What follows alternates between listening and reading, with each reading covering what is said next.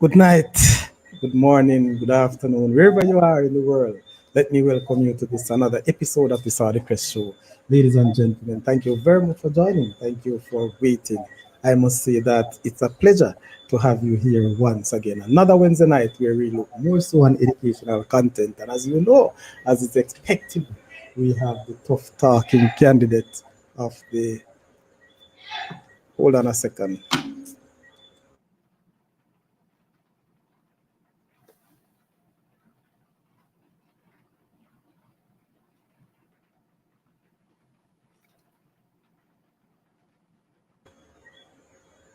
Sorry about that. All right, so here we have not just of talking, but the eloquent candidate of the 2024 candidate elect, the 2024-25 JTA presidential election, so to speak. So tonight we have no other than Mark Malabver as the one of the champion in this cause. And without any further ado, ladies and gentlemen, let me ask, sir, introduce yourself as customary on the Saudichress show. Give me a little about Mark Malabver, your background, and so Um, on. Good night, Sir Saudichress. Good night to your Good night, sir. listeners. Good night to those who are tuning in to listen to my interview. My love is a very humble youth. Yeah. Still a um, youth. yeah, still a youth. I consider myself to be humble yet confident. I grew up in Spanish Town, and we were just having a discussion earlier before the show.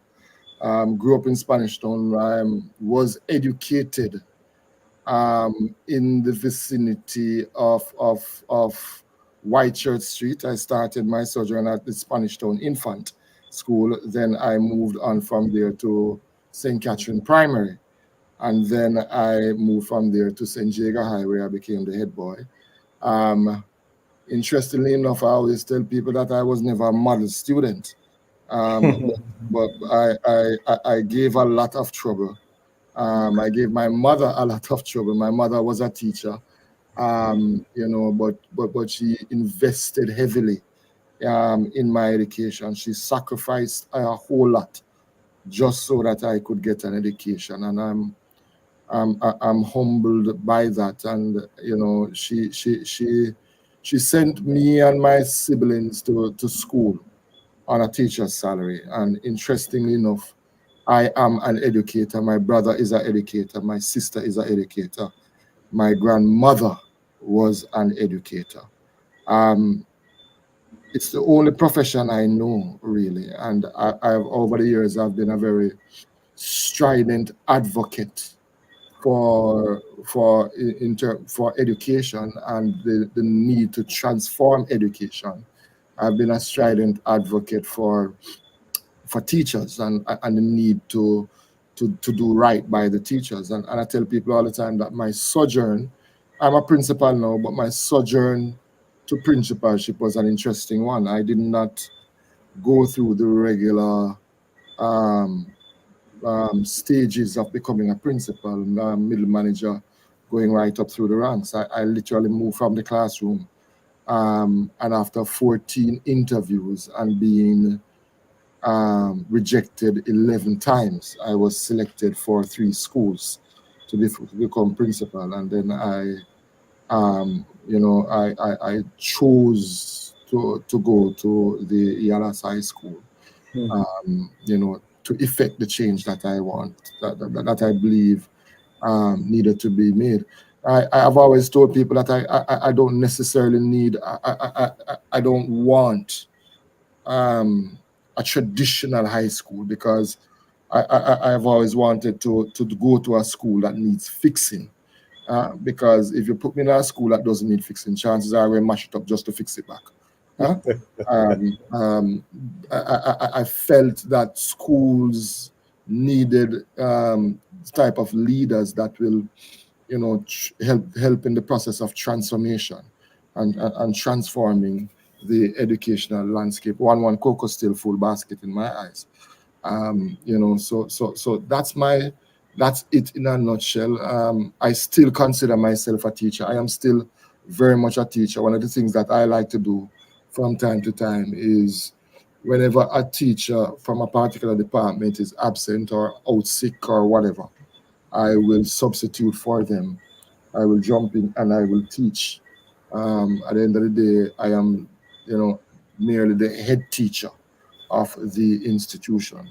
I'm passionate about education. I'm passionate about the need to transform education, and I see teacher. I am an ardent.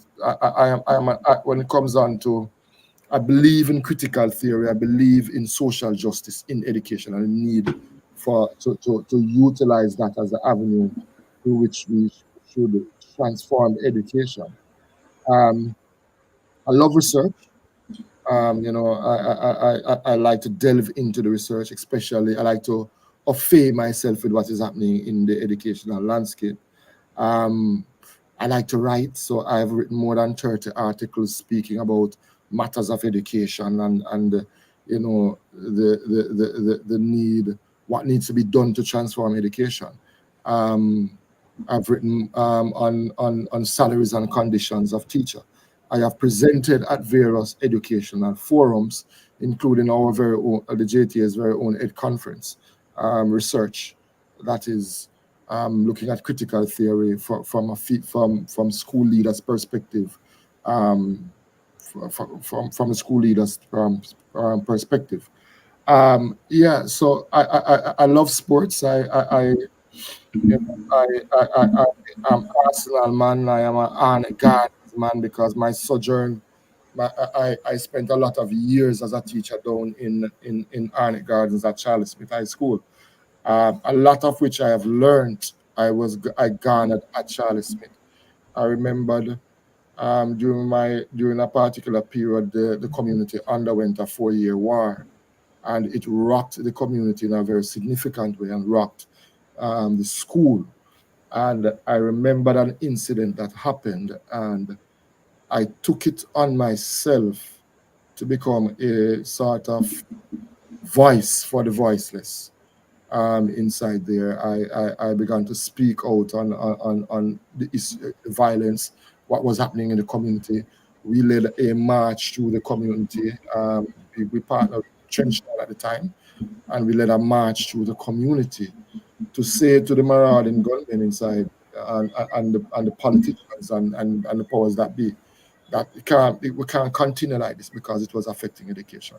Interestingly enough, I think that led led to a sort of truce between warring factions in the community, and it mushroomed from there. Um, it's very interesting in terms of when I look back at my life. Um, I've always been that sort of person that believed that I had a responsibility to stand up for those who couldn't speak for themselves, or were too weak to speak for themselves, or were on their knees. I always felt that I needed to be their voice and and coming to their defense. So, in my years, I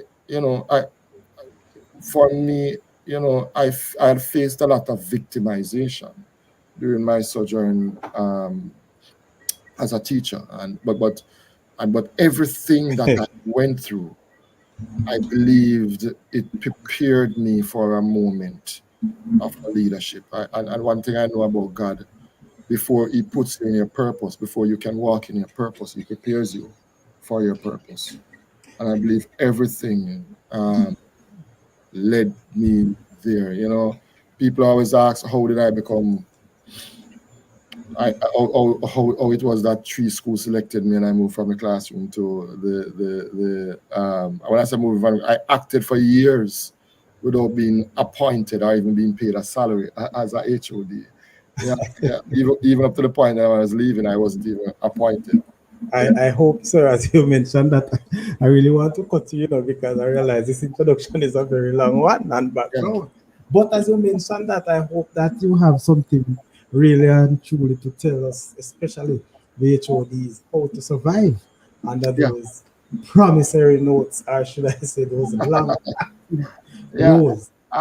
One thing I know about leadership, you should keep your word. And if it is that you cannot keep your word, you should always go back to the individual and explain why you cannot keep your word. And yeah, promissory notes.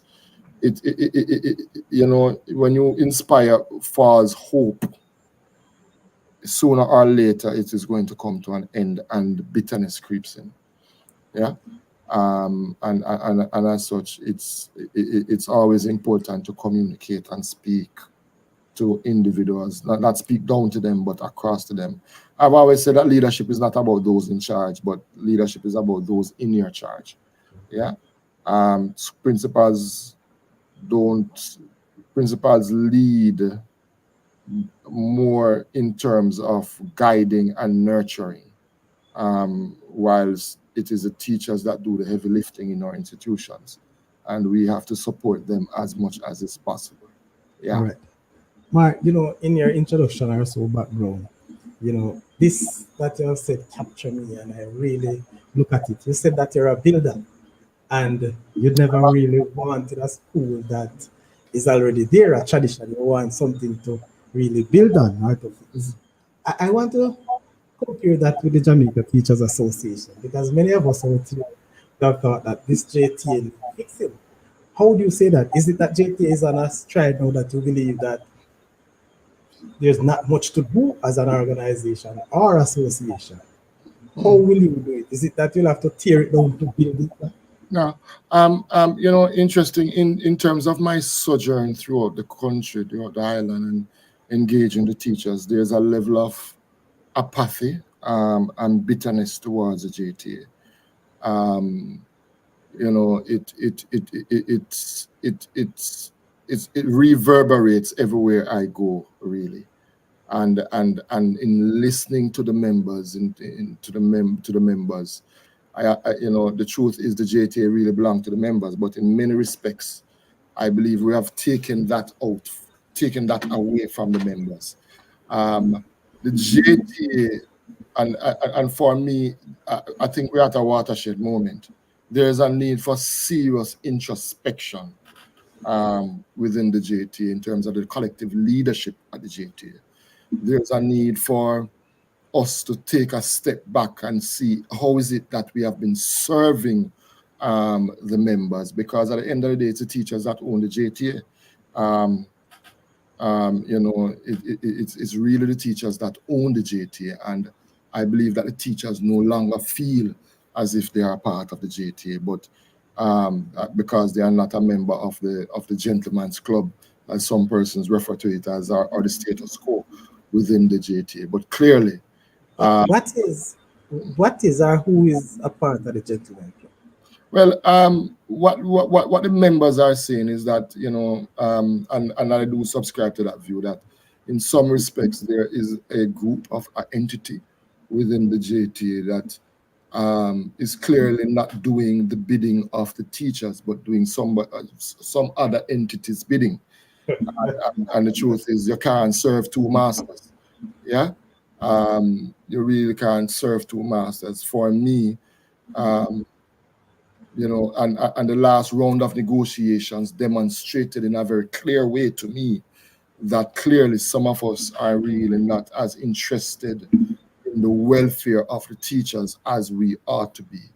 And for me, as leaders, we really have to do some introspection. We really have to take a look at the JTA and pull apart it and do some serious assessment as to where we are as a union and what steps we need to take to get back on track.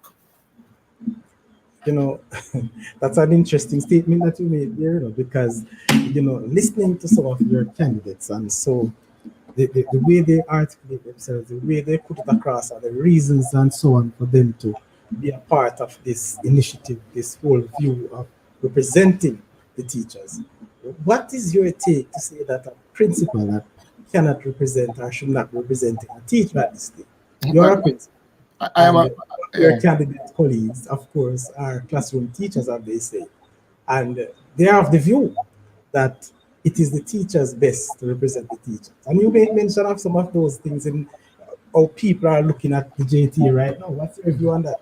Well. First of all, what I would say is that every single member in the education system are teachers. Yeah, you cannot become a principal without being a teacher first. And if you are going to be effective as a principal, you really have to remain grounded in the teaching profession. For me, the issue, it can't be as myopic, as simplistic as whether as vote for an individual because they are a teacher, or vote for an individual because they are a principal or a vice principal or a senior teacher, because all of these entities are running in the race. I think what needs to happen, and that's has been my position, is that we have the teachers should look among the cadre of persons that are vying for the post of JTA president and determine for themselves who they believe can articulate the issues within the public domain, who it is that can, leverage the research at the negotiation table, who it is that will force Dr. Clark to speak across to us versus down to us, who it is that will command the respect of stakeholders and not demand the respect of stakeholders by virtue of the office that they hold, but command it from the standpoint of how they project themselves, how it is that they articulate the issues, how it is that they lead the organization. I reject, I mean, I reject the view that only teachers can represent teachers. It's a dangerous narrative, and the reason why I say it's a dangerous narrative, it's a very divisive approach to the issues that are plaguing the JTA, and you can't you should not be seeking to demolish, but be seeking to rectify and build the organization that we all have to rely on. A house divided by itself can never stand. Yeah, and if um, and if it is that a house divided by itself can never stand, then for me, um, if we continue on this approach, the JTA will become weaker and weaker, and that's where I am really. Again, let me make the point. It should not matter whether the individual is a teacher, a principal, vice principal, or a senior teacher. What matters is the quality of the representation that the individual can give, and the capacity of the individual to give Thank, that type of representation. thank you, thank you. All right, so we're going into it. Let me take the time out to big up some of the persons on the chat. And for those of you, remember, like and share the Saudichress channel. And of course, if you want to participate in the live chat, you need to subscribe. Subscribe to the show so you can have your actually 2 cents. Yes, pay your 2 cents to not to subscribe, but to the show. Because I know you have some questions and also suggestions. So let me big up RN War, big up yourself, someone from out of Canada, and he's bigging up the guests as well, coming from RN. All right, Naka, big up yourself, good night everyone, coming from Naka. RARPITT, that's the St. Catherine JT Association President, big up yourself. Ramona Bramfield, teamwork, she said. Blessings on Naka again. Remember to like and show, of course, and also Derek Gordon. Big up yourself right here and everywhere.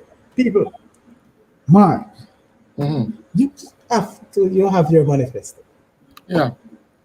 Can you delve into your manifesto? Let's hear some of the points that you have to share. Show us what it is that you are talking about tonight. Yeah, my manifesto is essentially centered around 6 key areas, and salaries and conditions of services, professional support and development, early childhood and primary education, special needs and intervention, school funding and support, and tertiary education. I believe these are the 6 critical areas or 6 critical pillars that we need to build advocacy and agitation on. And, I want to put it within a particular context, because my mantra is really to reclaim what we have lost. And why that is so is because I believe that we have given up so much. When you look at incremental increases in our salaries based on years of service, we have given up that. And years of service is something that is supposed to be valued and acknowledged within the education system, because the longer you spend in education, the better you become at your craft. We have also lost in terms of what I would say is the master's allowance, and we are moving from a place where we are getting 9,600 or thereabout after tax to now $4,666 or thereabout with respect to masters. And let me just explain. The minimum for a master's now is somewhere around $300,000 per year. Yeah, it means therefore a teacher will have to work no less than 12 years to recoup her school fees, his or her school fees for a master's. Yeah, I said this everywhere I go. At the high schools, schools are given $280 per child who is on the path.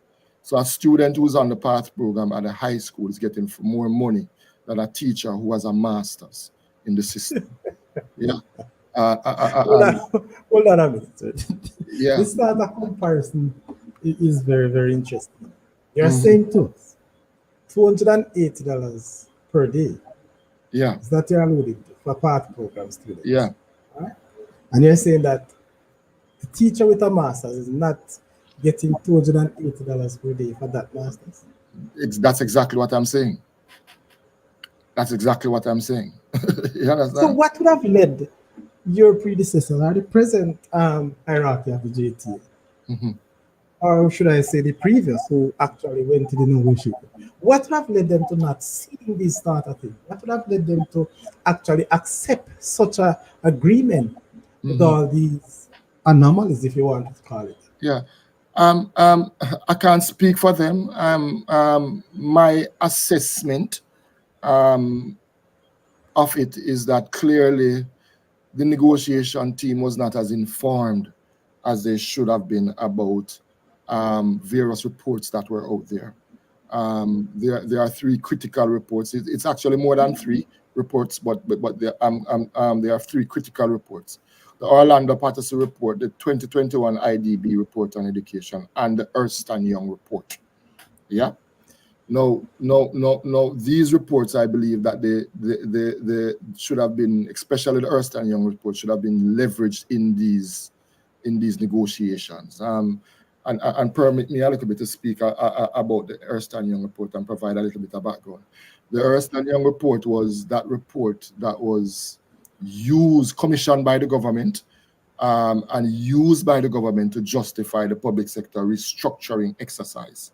We were a part of that restructuring exercise, and that report, interestingly enough, and I've been speaking about these reports for a year now.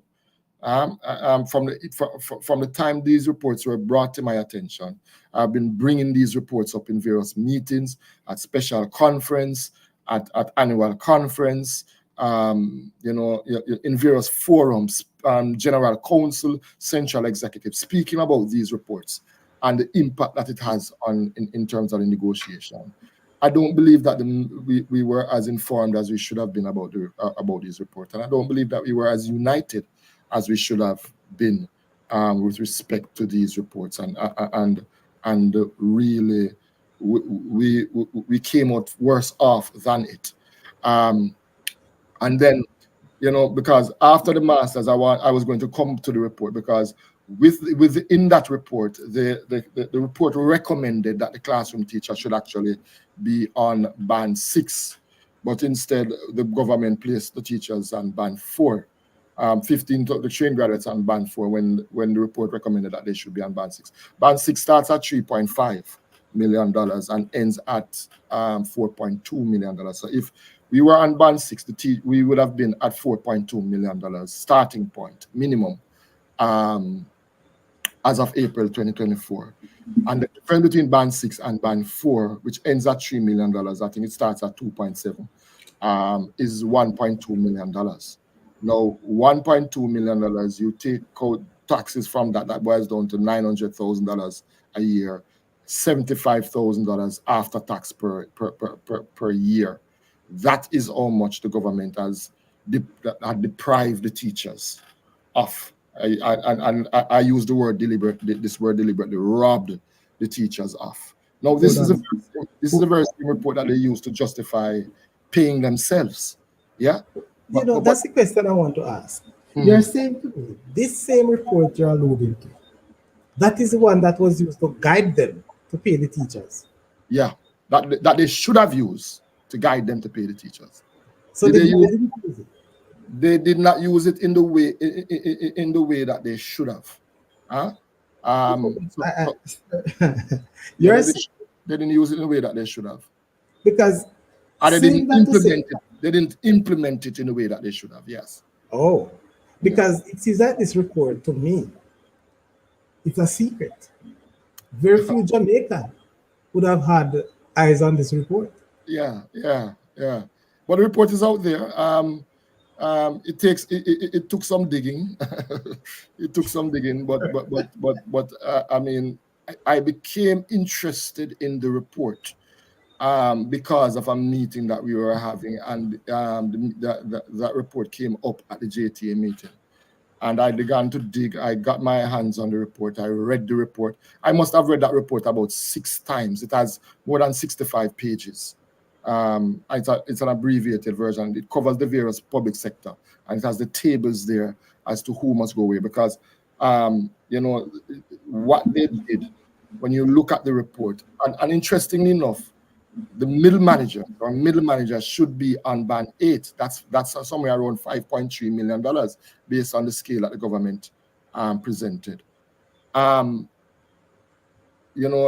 remembered at an interview with Dr. Clark did when a reporter asked him about the report, and he said that the unions had access to the report, and he kind of circumvented the whole question as to making that report public.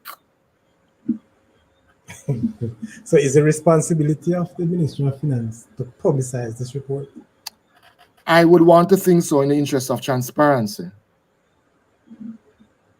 But it's certainly not out there in the way that it really should be out there. I know the unions have access to the report. As to whether or not they read the report and understood the report in the way that they should have understood the report before going into the negotiation room is another matter. But the long and short is, it was by accident that well, let me not go there, but things happen for a reason. And so when you see the leadership decide to literally take with themselves from certain things, it's not by accident really, but there are certain things that really should have happened in the negotiations and really didn't happen in the way that it ought to have happened, and our teachers did not come out well for it.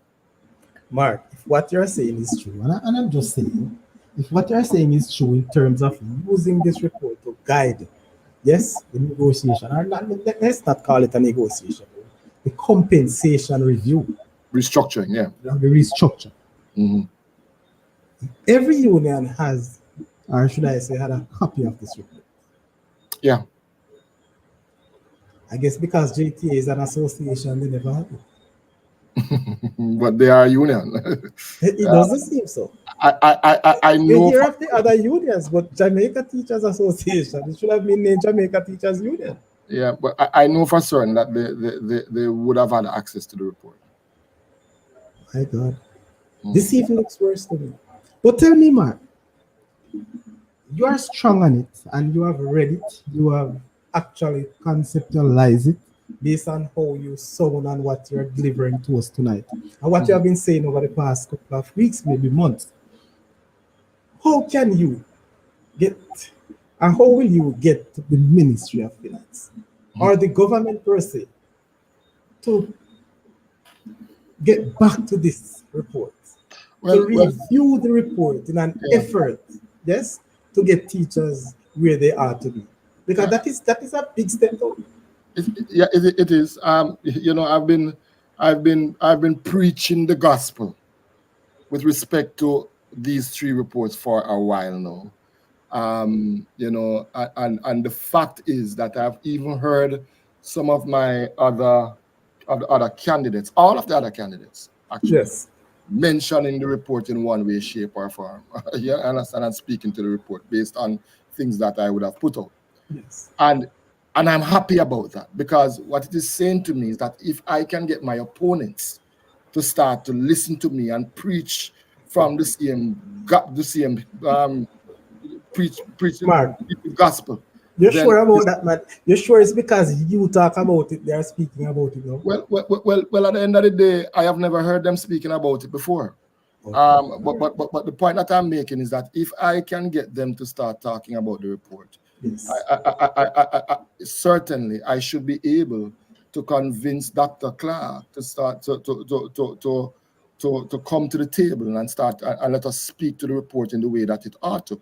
From where I sit, we cannot go back to the negotiation table and say to them, we are interested in a heads of agreement. Because if we take that approach, what will happen is that the government is going to lock us into an agreement that they would have signed with other unions. Let me give you an example. Whenever government sign off with the first union or organization that the government signs off on, there's always that clause to say, if you give any other union a bigger increase than this that we agreed on, we reserve the right to reopen negotiations. So invariably, the unions become locked in to that heads of agreement, because so you can only argue around allowances when you do that. We have to say to the government, we are not interested in our heads of agreement in the way that you guys have always done. We are interested only in revisiting the restructuring exercise, which based on this report is incomplete. What I would also say, and it's important that we also educate the public through the media about this report. This was a report that they used to justify them 300% increase. Yeah. This was a report that they used to put to structure the nurses, the doctors, the police officers, yeah, the civil service, the teachers are perhaps the only group, based on what I observed. The teachers are the only group in which were not structured properly in keeping with that report. And so, one, we have to educate our members, and everywhere I go, I speak to our members about the report and the importance of the report. And two, we have to educate the public. Well, you know, the government have a little style where them like to style teachers, and I'm using that word deliberately. Every time there's a Talk to us negotiation, about it. yeah, there's a negotiation that comes up, the government goes out and they release some kind of report on the performance of the education system, as if to blame the failures of the education system on the teachers. But how can that be when a significant amount of our teachers are the last data that I saw is somewhere around 75% of our teachers are meeting expectations or exceeding expectations. Yeah, how can that be? Yeah, it But is telling me that that's a challenge, though, you know, man. Mhm. Something is not matching up there. Not matching up at all. Something is not matching up. Not match up. It not match up at all. Thing that You match up, understand? man. Let me tell you something. By not putting the teachers where they ought to be, the government saved $1.148 billion. That's some simple maths for you.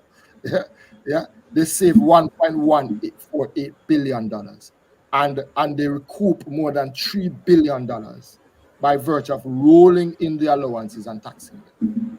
Yeah, they Okay. save that. So for me, it's important to speak to these matters at the negotiation table, and we can't take anything less than putting the teachers where they ought to be based on those reports. So, Mark, to get this thing out there to the Ministry of Finance or to the government at large, one will have to wait until there's a negotiation. Well, we're going to a negotiation here soon. A matter of fact, by December of this year, negotiations will start. So can't it be start? You can't start champion the cause to get them. Yeah, I think the relevant sections of this report. Yeah, I think the leadership, the collective leadership of the JTA needs to make a decision as to how it is that they are going to roll the wicket ahead of negotiations. Because when the government releases certain reports to blame teachers, it is deliberate, as if to say whatever increase the teachers are asking for, they are not deserving of it. I am saying from a strategic standpoint, it's important that the leadership of the JTA begins the process of rolling the wicket and begins the process of educating the public on these reports, because we are a society that doesn't like to read. And what I recognize is that I was speaking about these reports, but I was doing it in a very auditory way, and people were not. And then as I decided now to take a particular approach where I did auditory and visual, and it went viral, literally. Yeah, it went viral, and persons began to know. Teachers now began to say, "Oh, what is happening here? Is really this happened to it? I've been saying this for a while. I've been speaking about these things." As a matter of fact, when I remember speaking to it, it was clear to me that at my core, the teachers were leaning a particular way. And I stepped up to the mic and I spoke in a very definitive way, explaining these reports to the teachers. You mean during that? Yeah. What should I say? The signing of the agreement. Well, during the negotiations, before the signing in March, I spoke about it at Woolman's. I spoke about it at Michael, on the floor at Michael. And it was clear to me that based on my intervention, the teachers decided to reject the offer. Because I brought and several teachers came up to me after that and asked me more about the report and what the report was saying. But the long and short is, I think at the end of the day, we shortchanged ourselves. Oh boy, I'm telling you, this is interesting information, people. I hope you're listening. I hope you're also taking notes. As a matter of fact, all these reports are out there, and I urge you to get yourself a copy.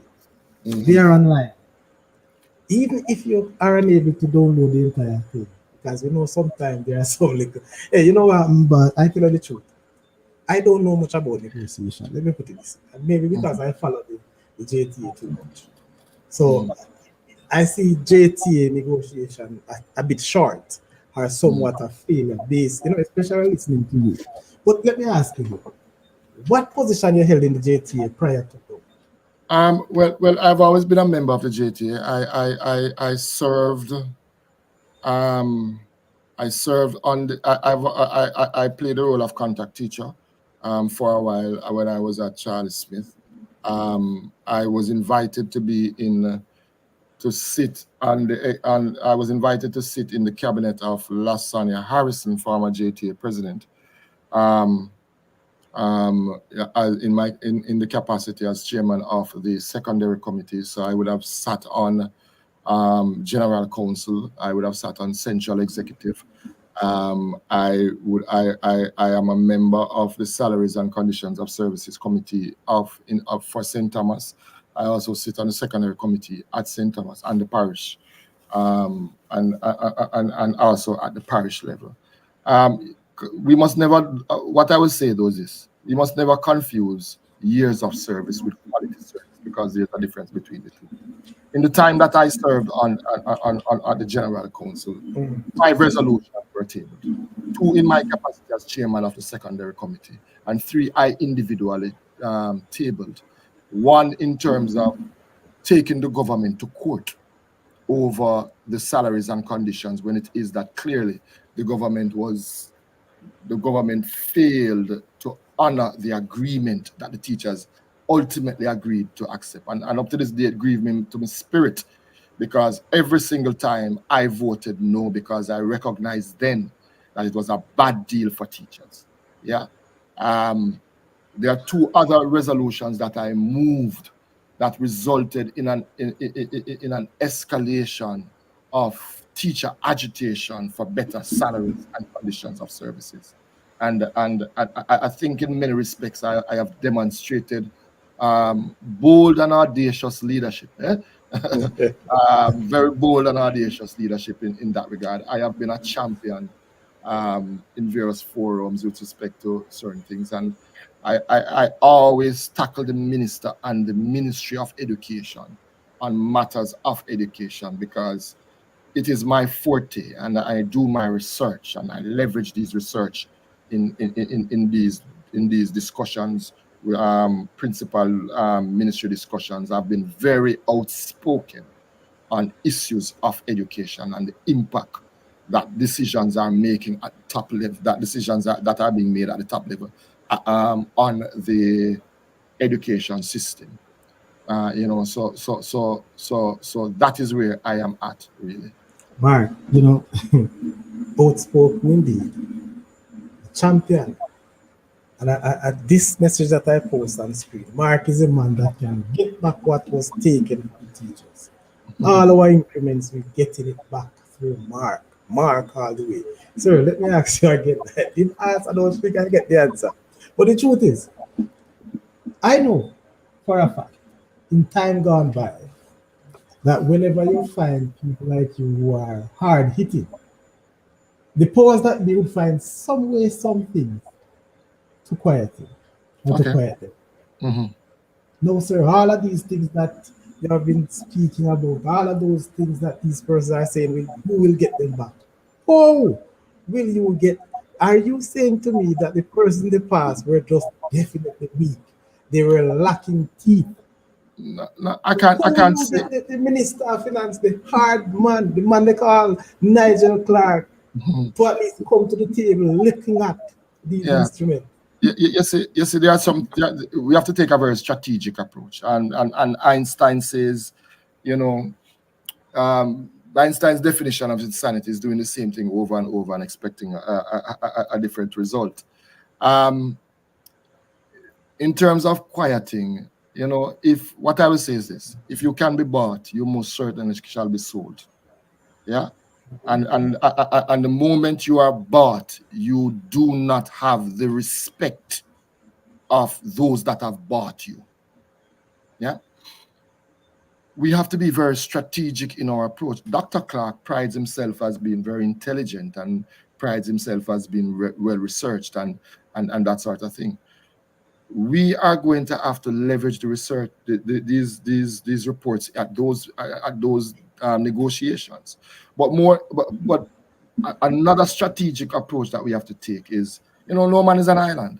We need to partner, for example, with other entities. And what I mean by that, the PSOJ is by far the most powerful entity in Jamaica.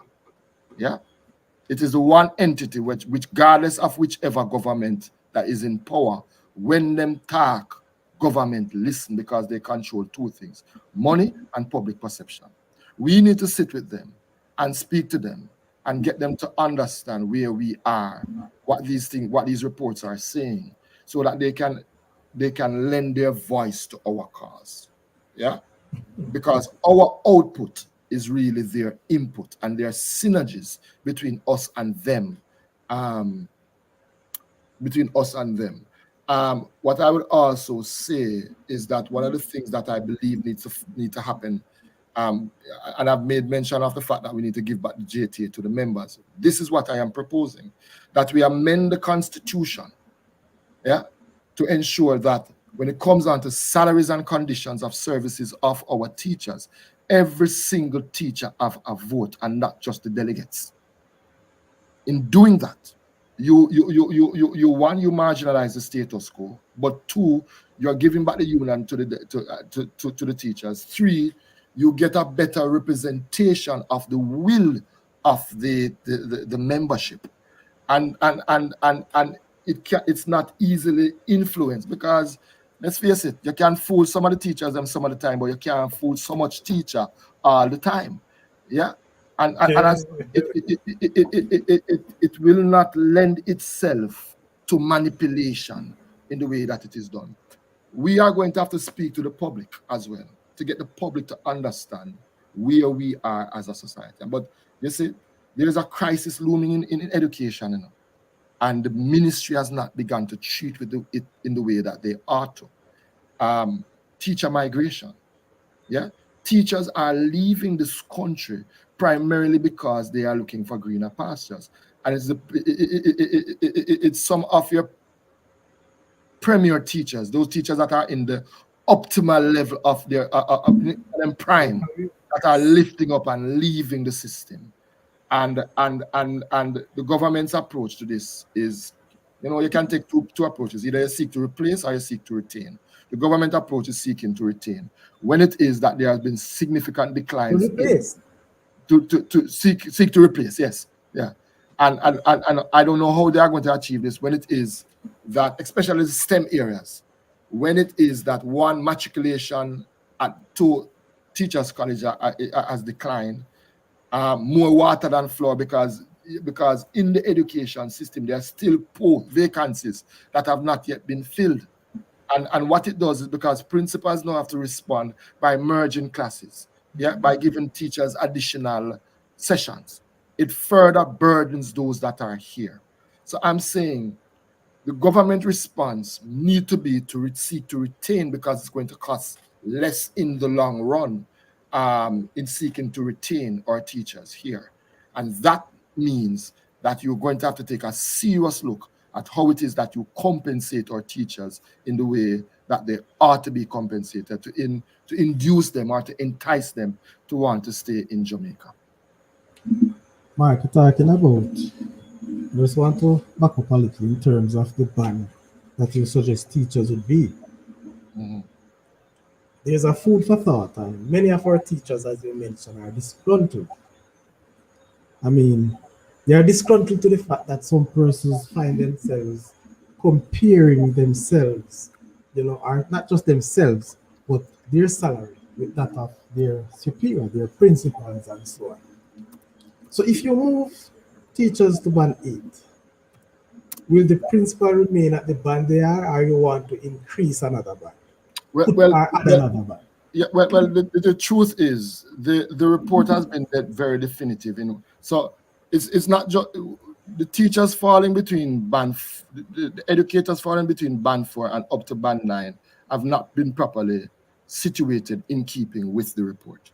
Yeah. Okay. And as such, that is why there needs to be a comprehensive review of the report, to put educators where they quite rightly ought to go.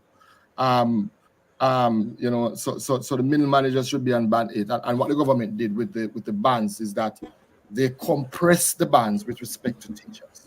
Yeah, even though the report clearly indicated that, I think it's about, I need to double check it, but the report clearly indicated how many bands that there ought to have been, and what has certainly happened is that there has been a compression of the bands, are taking out of one of the bands.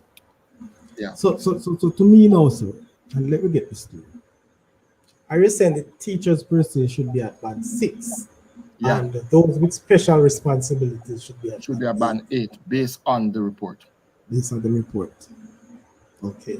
All right. We just want to let that clear, so people are wanting to listen, because it's very important that we also understand this aspect of it, even though it is not being treated, or we are not being treated in the way it ought to. All right, sir. So you cover. What I think I want to ask you before you move to the next pillar in your manifesto. Most, if not all, every single year after year, you listen to the candidate select. 90% of what they plan to do has to do with salaries, negotiation. What else outside of that? Let's put it this way: that you can't find a way to crack that nut. The nut that you're talking about, I don't want to call it name, but to crack that nut, to move or to get you in that direction. What else could you accept? What else could you put out there to say, hey, let's get at it? this will help our teachers. This will help to retain our teachers here in Jamaica. Sir Saudi, nothing short of dollars and cents. Nothing short. Nothing short of dollars and cents. That is where I am at. Because if you could take away $75,000 from teachers per $75,000 is not chicken feed money, you know. $75,000 per teacher. That's what the teachers per month. Per Yes. month. Yeah, that's not chicken feed money. Nothing less than give the teachers what it is that they deserve to get. And nothing short of that. Yeah, don't come tell me about this and that. I mean, those are important, but we're talking about simple dollars and cents. You give yourself 300% increase, literally, and then you go and create a false narrative that you have given principals 80%, and teachers 61 to 75% or somewhere around there. You know, nothing short of that, Sir Saudi. The teachers then forget their money. You understand? You know, you know what $75,000 can do. $75,000 can stock out the teachers them house with grocery, you know. Can full them fridge with meat. You understand? Can pay them utilities. Something, man. You have some teachers in the system. Them love fashion and them like to dress nice. Yeah. You know much clothes man. Might I set up the teachers right now? No, but you know much clothes man that could have buy. You know much lace wig that could have buy. You understand what I mean? The teachers. People, hold on, Mark. Hold on. Their money. Hold on, sir. I have to establish something right now. Yeah. The views you have heard are probably continue to hear, not necessarily the views of the Saudichress show, because I don't want Mark to set up anybody else Saudichress tonight. But the point that I'm making is teachers need to be paid the money for them to do what they need to do. Yes, they need to do what they need to do. And you know, I've heard this thing about free lunch and free food, and not even going to get into that. But the point that I'm making is teachers, if the teachers them want to buy oxtail and beans, they're supposed to can afford oxtail and beans. If the teachers want to carry mackerel and rice come to school because they want to save some money, then certainly they should be able to do that. Yeah, but give the teachers them money, because you take for the money, you give everybody else for them money, and you have perpetuated an injustice against the teachers. Hey, Mark, one thing I have to tell you this about this. Yeah. One thing I will say about this right now. See, if you don't get that $75,000 back to the teachers, I'm going to. There's so many persons start to heal up themselves and me that when you mention the wig and all of that. Yeah. but I tell you something. I am going to need the teachers' support. Yes. Yeah. We have been too divided as a union, and you know, we need to be more united around a particular cause, and that is why I believe that, you know, in extending the opportunity to giving the empowering the teachers to be a part of the decision-making process is a crucial step towards pushing the agenda as to salaries and conditions of services of our teachers. Certainly, there are things that are there that I believe are critical things. Yeah, I certainly believe that housing solutions are very important to our teachers. And what I mean by this is that, you know, there's a saying that I have, you see, that Maslow's hierarchy of needs come before Bloom's taxonomy. And what this means is that, and it's actually a colleague that, you know, I mean, we were talking and that's how it came up.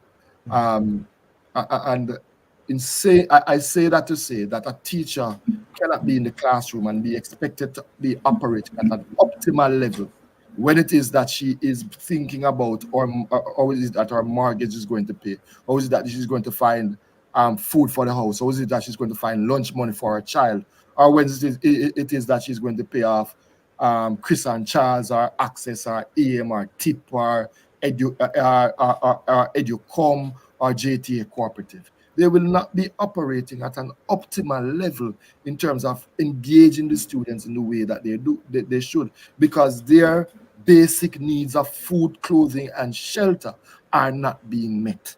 Yeah. And so productivity levels are going to decline in a very serious way. So for me,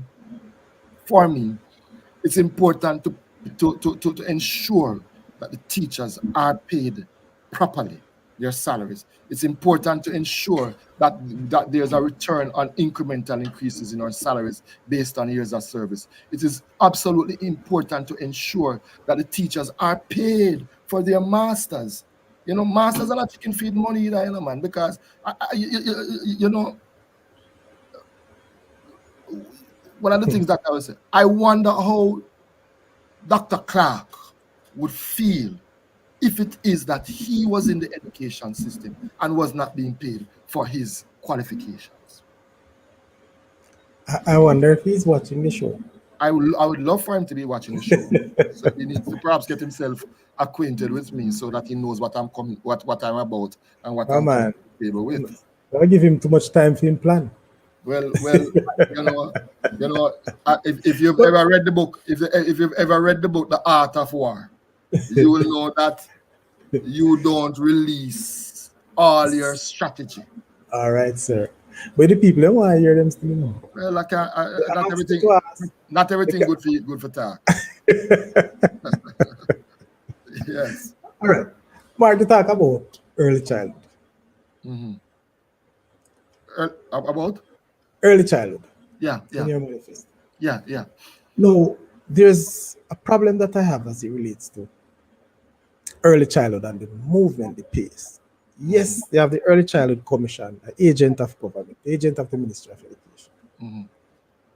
But for a school to benefit in its entirely from Early Childhood Commission, they must be certified.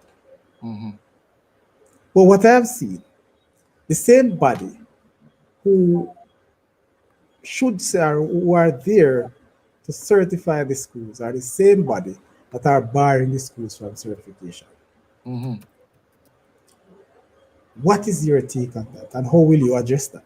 Well, one of the things that I recognize is that certainly from where I sit and based on feedback from the earth, there isn't a clear standard or mark of demarcation. Yeah. And what you're finding happening with early childhood is that I think about 70% of this early childhood schools are not where they ought to be in terms of gold standards. Well, don't quote me on that. I need to just double check the data. But the long and short is that a significant amount of our early childhood institutions are not where they ought to be. Something is wrong with that, and I believe certainly there needs to be a discussion with the Early Childhood Commission as to how you streamline your requirements. Yeah, and in streamlining your requirements, do these entities know what that requirement is, and working with these entities in a very systematic way to bring them up to gold standards. Let me tell you something. You see, and the Orlando Patterson report spoke about it and the need to invest heavily in early childhood. One of the biggest problems with the early childhood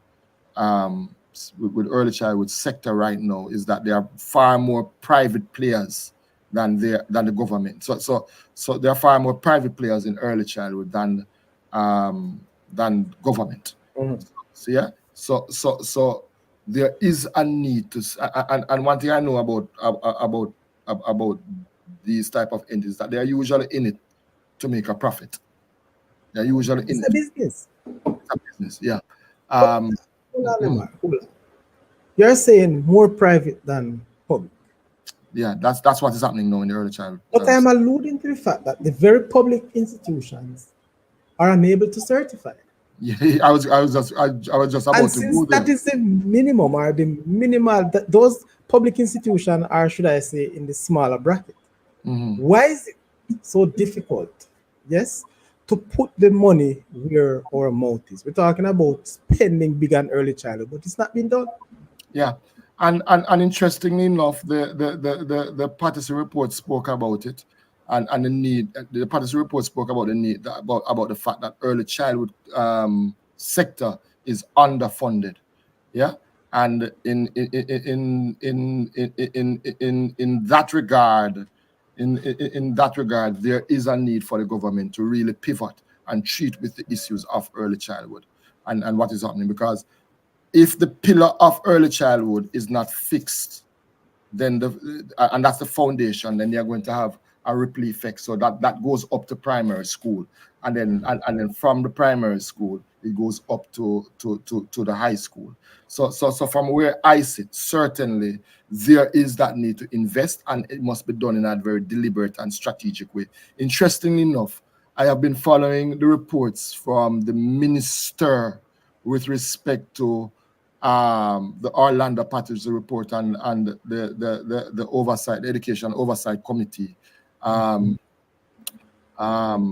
headed by Dr. Stokes, and the reports have been and how it is that the minister is putting out these reports about, what percentage have been achieved, that sort of thing, and those data has gone unchallenged.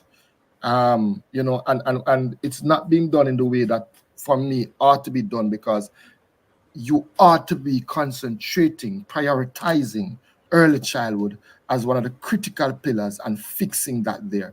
I am not hearing that. I'm not seeing that happening. I'm not feeling that.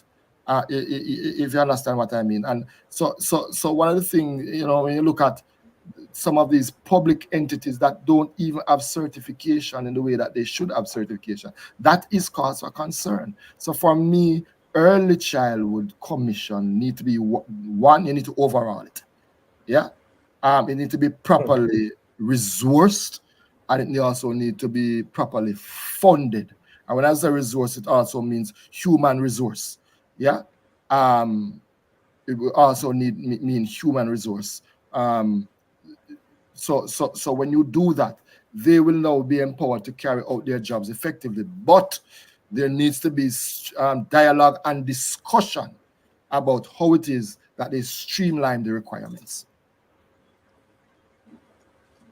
I can tell you, sir, from my understanding, the Early Childhood Commission is not so much short on funding. They have the funding, but those funding will only be applied or given to the schools or the institutions that are certified. And most of the issues the schools have is funds, is money. A school without a play area or a proper play area cannot be certified or will not be certified. That's true. It takes money. Well, one of the things is, I think the government has to make a decision. Yeah. And there is precedence for it, because you remember some time ago, church schools were really not a part of the education system, but they were deemed as private schools. And over the time, the government subsequently took over these entities. So for me, one of the things the government needs to look at these entities and determine for themselves that, we need to fund these entities. Is either that or the government become the main player in the sector. And if you're not going to become the main player in the sector, then certainly something is going to have to give. Something is going to have to give. Because we can't be limping on in the way that we are limping on. All right? All right, sir. Good. Take us to another point, another one of your pillars in your manifesto that you think needs urgent address for us to move. Certainly, at the primary level, the primary schools are only getting $2,500, between $2,500 and $5,000 per child. No, $2,500. I am proposing that move to $5,000 because one of the major problems with many of our primary schools is underfunding. Yeah, and let's face it. I am also let me also say this. I believe that that we need to transform our classroom space into 21st century classroom. When I went to school in the 90s, and looking at school, the classrooms now, there has not been many changes. Students are still sitting on 3 students to a bench. There's still blackboard parting teachers. You know, we have some very intelligent termites inside the system because them go to school every day. Yeah, the termites are at school and the buildings are collapsing every day. These things, the infrastructure need to be fixed and overhauled. And the classrooms certainly need to be converted into 21st century classrooms. Yeah. Why is it that we don't have smart boards in the classroom space where teachers can manipulate and move things around in this era of technology? Why? Why is it that we're still writing on whiteboards? Yeah. Why is it, for example, that when you look at the TVET labs and the STEM labs, the sort of machines that are in there are obsolete and not in keeping with 21st century industry standards? Yeah. And in doing that, it has left the education students behind because they have not been exposed to 21st century teaching. Yeah. In the way that they are to. We certainly need to do that. We certainly need to invest in TVET. And what I will say is, let me pause and say this. And I spoke about it in an article that I wrote about the government steaming in the wrong direction.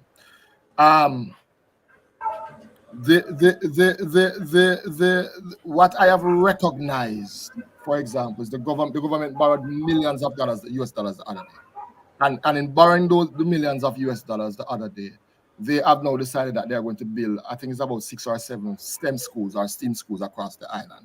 Yeah, millions of dollars. Why is it that the government is not taking this money and investing it in the schools to retrofit and the science labs and the TVET labs? Or better yet, why is it that the government don't take a portion of this money? And we have about 13 technical high schools in the island. These schools have been stemming and steaming from the devil was a boy. Yeah. Why is it that the government has not taken a portion of this money and invested in the technical high schools to bring them to facilitate them stemming and steaming in the way that they are to be in the way that they are to? Why? And these are things that I want to bring forward. The other thing that I wish to say is, one of the things for me is that we need to look at what I would say now, housing arrangements for our teachers. Yeah, and where I am with that. If you travel along Spanish Town Road, you will see some in the vicinity of Spanish Town Depot. You will see some houses, some apartment complexes. Yeah. And when you see those apartment complexes should cost around 3,500, or somewhere around there, somewhere around there. But the long and short is, it didn't cost a lot of money, but the delinquency rate in those houses are very high. And I'm saying, if the government can do that for inner city housing, but why is it that the government cannot replicate this across the island? For public sector, particularly the teachers, yeah, and fix the cost.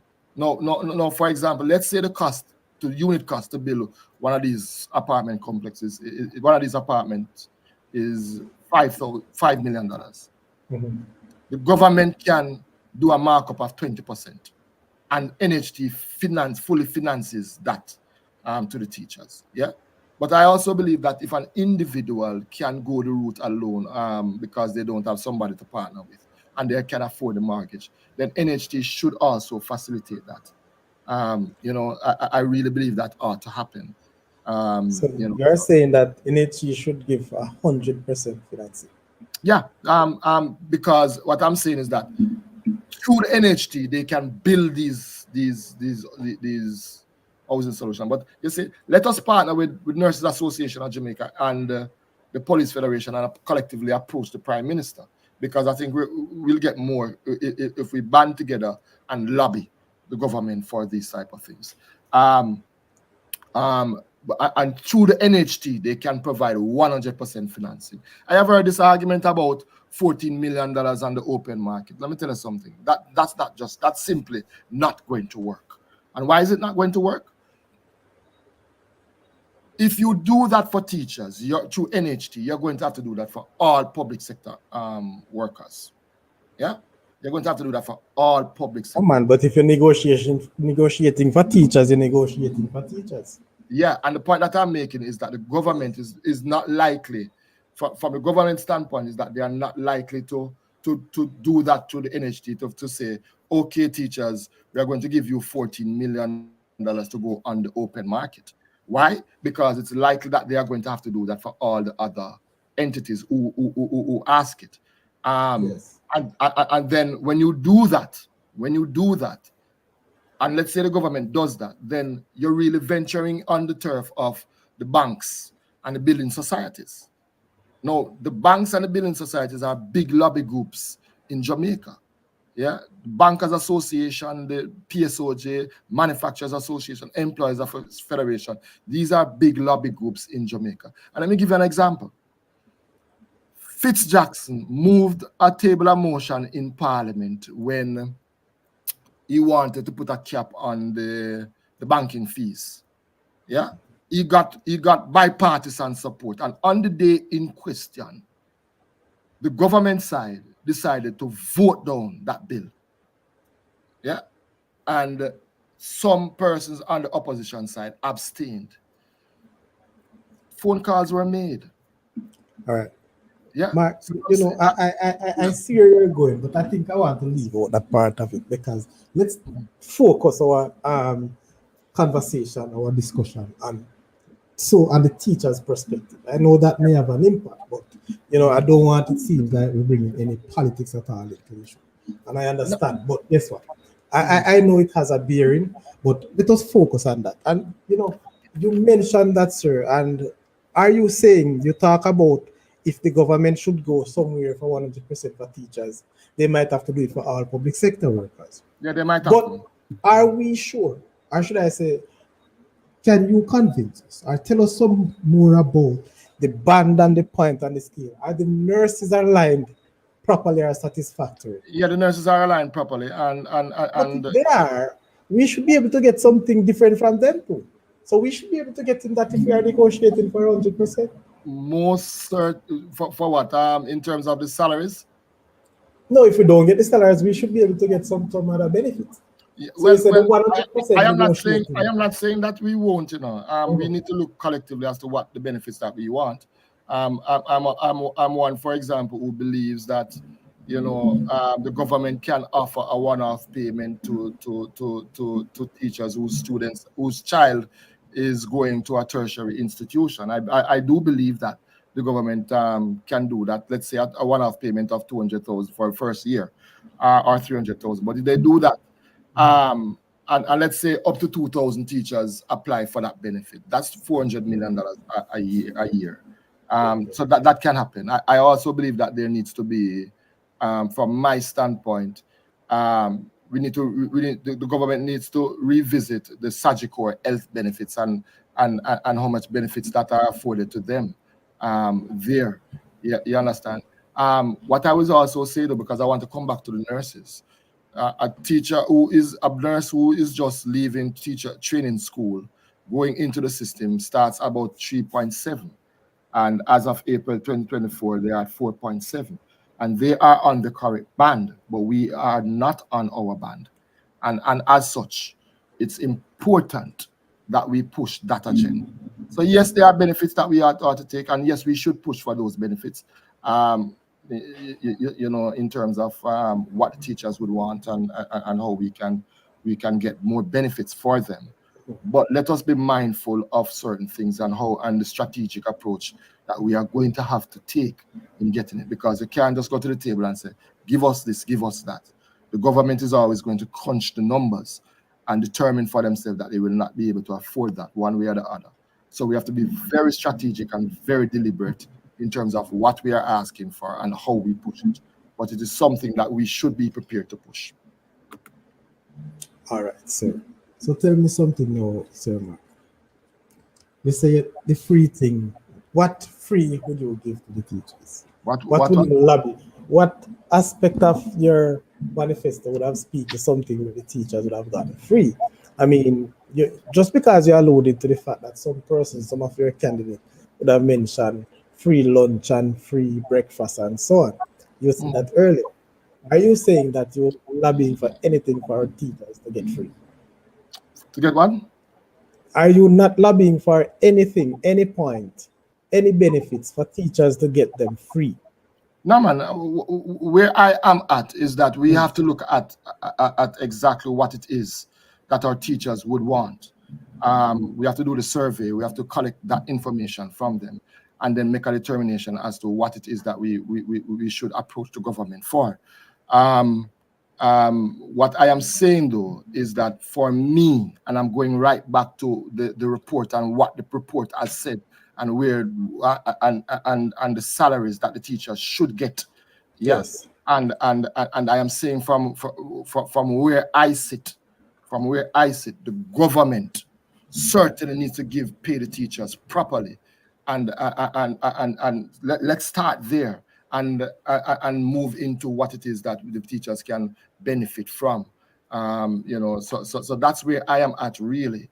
I really believe fundamentally that the government did an injustice to our teachers, and that we need to push for those things and get those things. There are benefits that will come and should come, and we need to push that. We need to survey our members to see what it is that they believe that they can benefit from. I have heard some things from some of the candidates, that can be looked into, certainly. But it is something that we have to sit and be very strategic about and deliberate about. Okay. Mark, I mean, I just want to say this before I forget it. Yes. It's a bit different from as it relates to your manifesto. And you made mention of it earlier. But let's say over the past year or so, I know that the JTA has lost some membership Mhm, based on how much our teachers were disgruntled. mhm. Yes. What can you say to Jamaican, to the teachers of the JTA, and to those prospective members? What can you say to them to convince them that you, as president, will ensure that things are better? How can you motivate them, or should I say, get them to rejoin or to join the JTA Yeah. in quick succession? I think from a leadership perspective, we certainly need to inspire or nurture some amount of, well, inspire hope amongst our members. A lot is going to have to do from a lot has to do from the perspective of how it is that you articulate the issues. Certainly, the members are really turned off by what has happened. From my perspective, I certainly believe that I must always be honest with the members. I believe that I must listen to the members, and not make false promises that I know I cannot keep. Um, but one thing that is clear to me is that I must demonstrate that I'm willing to fight, for the members, to get what it is that we believe they ought to get. And I have to lead from the front, essentially, as sorry about that, as a leader. That is very important. But one thing I will also say to the members is that, you know I will not promise any individual that I will be able to achieve all 28 points on my manifesto. There are some things that will take longer, but we Mhm. certainly have to start that agitation and, advocacy from now, so that the seed can germinate. But they have my commitment that I will fight the fight until they say to me, "Well done, thy good and faithful." You know, yeah, that's where I am at. I will fight that fight for them. Mark, it's an interesting thing, Mhm. because negotiation is one thing, but have you drawn or have you put a team together that you believe will be a cut above the rest, especially those that have gone, those that have passed as president or presidential, Mhm, our team, negotiating team, mhm, mhm. to fight these way out, to Yeah, push your agenda? yeah, Because it seems like we have not done very well over the past couple of years. yeah. Um, the, I am putting. I have a team in the back. Well, I am fleshing out the team, but I'm clear in my mind, looking at the cadre of individuals who I would love to have where, based on their skill sets, and who it is that I believe would be loyal to the cause. I don't need persons around me who are loyal to me. I need them to be loyal to the teachers and will fight the fight for the teachers and will hold me accountable as part of as the person who is leading. I need for persons. I don't need yes men around me. I need for persons who will look at the issues and say, Mark XYZ. I have to listen to them. But yeah, the long and short is there's going to be a very dynamic team based on the cadre of persons that I know and my networking that I would want to bring together to push the agenda of the teachers. Is there anyone on the present slate of JTA you would retain or you would see that would be a positive influence on your team? When I say the slate, what do you mean? The present JTA team, The team? yes, as it Um, relates from president to his team of persons. I'm not sure. I'm not sure. I'm clear. All right. So Ah, you're so asking. am I all right? Put it this way: the JTA the president, who is Mr. Now Leighton Johnson, am I right? Yeah. Would have actually brought a team with him to Hmm. the office.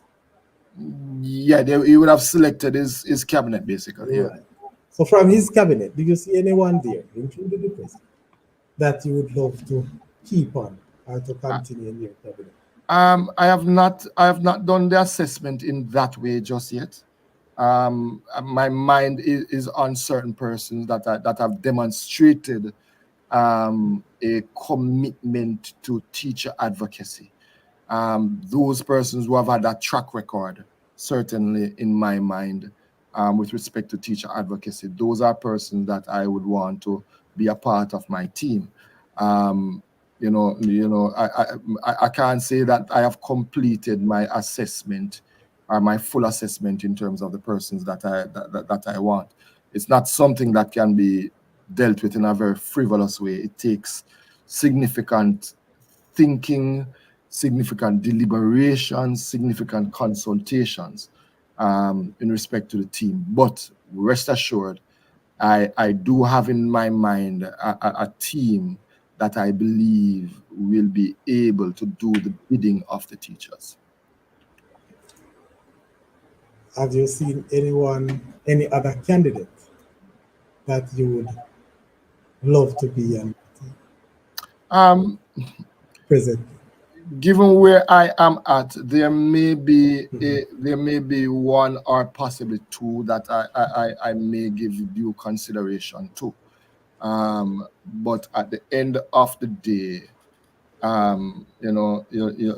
one thing I'm clear about is that the approach that we take to teacher advocacy, and the priority must be our teachers, and for me they must demonstrate that, um, and understand that we are here as one team working in the best interest of our I teachers. don't want you to call any names, but based on what we have been hearing from some candidates, I am sure that they have the priority of the teachers. Teacher for teacher. I mean, Yeah, yeah, yeah. I won't even respond to that. For me, it should be, it's really the teacher's interest at heart. We okay. are all educators, yeah, every single one of us, and we, that sort of approach is way too divisive in terms of the way the narrative has gone, and we must never allow we must never divide the JTA. If we divide the JTA, things are going to go down a particular path. Where I am at, though, is that certainly there is a need for a collective team to lead the charge in the next round of negotiations. Mark, it has been over hour. We're almost hour and a half into the show, and I'm sure that there are some chats going on, yes, and I'm sure persons would want to really ask questions, but I don't. I'm gonna ask though, as it relates to you have six other candidates who vying for the same post. Most of you have heard speaking some of this, should I say, similar points that they want to bring about. Yes? Again, I ask you about if there's anyone you'd take. Going through and listening to what others have to say, Mark, have you heard anything that you believe could have added to your slate of points in your manifesto? Are you sticking to your manifesto? I'm sticking primarily to my manifesto, but I will say yes, I have seen a couple of things that I certainly would take a second look at and bring it to the attention of the teachers, as to whether or not they believe it is worthwhile for us to push. So yes, I do see a couple of things that make some sense, and I certainly would want to have discussions with the teachers about it. All right. Final topic I want to look at. I don't propose that I have the patent on ideas. Okay. Very good. Mark, if there's, I know you might have some other things to say, but my final point here. I have been listening to the information coming out there. What I have seen, I got to understand that electronic voting will be maybe one of the main sources in this election. What is your views on the electronic voting? Do you think electronic voting right now in the next election to which you will be a part is a positive move? Do you think it is a, do you think it, the impact, what impact you think it might have on your chance as a candidate? I'm not sure as to the impact that it may have on my chance. Throughout my sojourn, I have really said to members, you're going to have to vote online, and encourage our members to vote online. There are pluses for it and there are negatives for it. Let's be clear about that. I don't believe that the process is as transparent as it should be. You are going to literally have to accept whatever is said as to who the winner is. There's no way to verify or test or back or even query certain things based on discrepancies that you may see. That for me is a dangerous thing within the context of democracy. Democracy ought to really be a very transparent process. The other process that we normally use in the past could easily be manipulated. So let's be mindful of that as well. It's difficult to and I'm not saying that it was manipulated. I'm just saying that it could be easily manipulated. So with this process, it's more difficult to manipulate this process, but I do have some concerns in terms of its transparency. Okay, so you have no doubt that it will not negatively impact them. I can't say it will. I can't say it won't. A lot is going to depend on the day, really. Okay. Yeah. All right. Sounds good. One thing I will say to you is that since we have gone electronic voting, the participation has really declined. Wow. That much is true. But that's not a good sign. It certainly isn't a good sign. In no way, shape, or form, it is a good sign. Mark, you have been out there on the campaign. Mm. What is your chance? What do you think the chance of winning this election for you? I think I've as good a chance as any. I've been out there. I've been articulating the issues. I've been speaking to the issues. There are various hurdles that I have had to hurdle um, in my campaign, but I believe the more and more teachers listen to me and what I am bringing to the table in terms of practical solutions, in terms of um, practical benefits to our teachers, then I believe it's beginning to resonate with our teachers. I do like that type of interaction with the members. I get to hear from them. They get to listen to me. Not everybody will be on board. Not everybody will support you, but at the end of the day, you represent everybody, even those that who did not support you. And that is why I have campaigned in a particular way. I have stayed away from vitriolic, nasty, and divisive comments.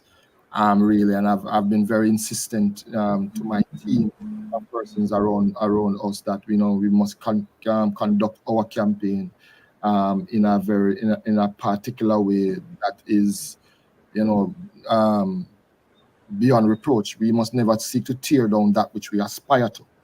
Yeah, and that is important because it does make you unworthy of that which you have torn down and want to lead. So for me, I remain very confident. My team, I'm very confident in my team. I do have a very dynamic team that holds me to account, that really pushes me. I'm humbled, really humbled by the support that my team has given me. I feel the love that they have expressed. I feel their confidence in me, and I'm very much humbled by that. And every time I get the chance to, I say that to them. We won't always agree on things, but the truth is, I love the team that has coalesced around me, and they see something in me, and that I guess that's why they encourage me and urge me to run. And I know that I cannot let them down. I have too many people that are in my corner to let down. I have my teachers at Yalas High. They have a lot of confidence in me, and they have expressed that. I can't let them down. I really can't. And it's important to me that once given the opportunity to ascend, I do my best to represent the cause, because ultimately I am going to have to face these individuals, and I want them to say, "Well done, thy good and faithful servant." But you're sure, say your principal, your teacher's gonna vote for you, sir. Well, it is up to them. They have endorsed me. Um, they have they have endorsed me, really. You know, they are always asking me how the campaign is going. In my absence, sometimes they really hold the fort at the school. So I'm very I'm very humbled by the support that they have given me. And the confidence that they have vested in me, really, to go forth and to represent them. They more than anybody else can speak about the type of leader that I am. It's not by accident that so many of them would have expressed that they have confidence in me. They work with me daily. They know what I stand for. They know my approach. They know my policies and how I operate, and they can speak to those things. Okay, that's a whole lot, and I'm sure that, of course, not just the team from Yellow Side School, there are a number of persons out there who I believe not just watching, but you have reached their ear, not just through your comments, but other persons have been spreading the word. I'll say this, sir. You are the second candidate, Mhm. by yourself on the show. We had one last week, and we continue to have them going right down to the wire. And I'm Mhm. hoping, and just for your sake and for tonight, that your people who watch and who are still on the show will Mhm. continue to push for you. But Yeah, finally, though, sir, the elections is the end of June, middle and of June, is the week of middle week of June. Well, week of June 17. Yeah. week of June 17th. And I'm sure, so we are sure that we have both electronic and face-to-face voting, or just electronic voting. Mhm. That's what we'll have, both Electronic, straight electronic. straight electronic. But Mhm. as I mentioned that earlier, I asked the question because I've heard so that each member will have to register to vote. Yeah. Finally, I want you to speak on that because I want you to tell Jamaica and the teachers how to vote. So let's have Um, that for your yeah. final. Well, the long and short is that you have to go. You should go on the JTA's website. There is a link there that you have to click on to sign up and to register. Yes. Then there you should get an email, and then subsequent to that, the back office verifies that you are indeed a member, and you get a password, I believe, to go in and set up the password on the system, and on the appointed day you can go in and vote. So that is what is happening. So who should the people vote for? Well, there can only be there. Well, for me, certainly. Uh, I was wondering if that's such a question. No, because I asked you to explain how the voting thing go, but you leave that out. Okay. So I just want to know. Yes. Certainly for me, from where I sit, Yes. I believe that I have demonstrated in the past that my commitment to the teachers, my commitment to advocacy, I've demonstrated that I have a intimate understanding of the education system, and can leverage this I can leverage this at the negotiation table. So certainly that is something that I believe that I bring to the table. I do believe that I am well researched onto in the issues, and can speak to those issues there.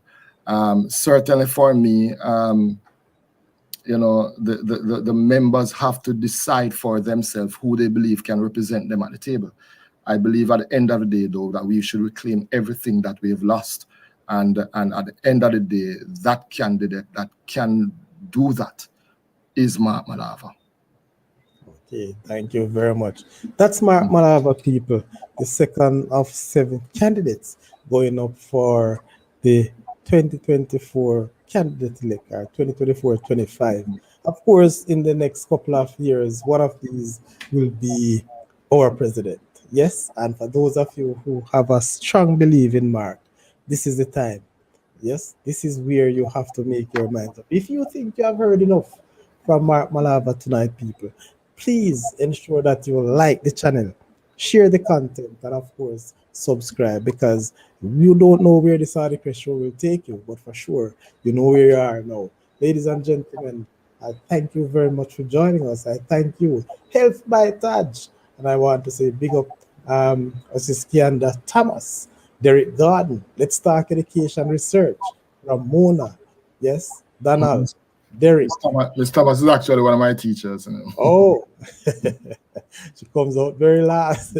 Yes, we Mhm. are. That's what she's saying. All right, big up yourself, Mr. Thomas. And the entire Yala school. Big up. Sir, make sure some Mr. Yala span this show.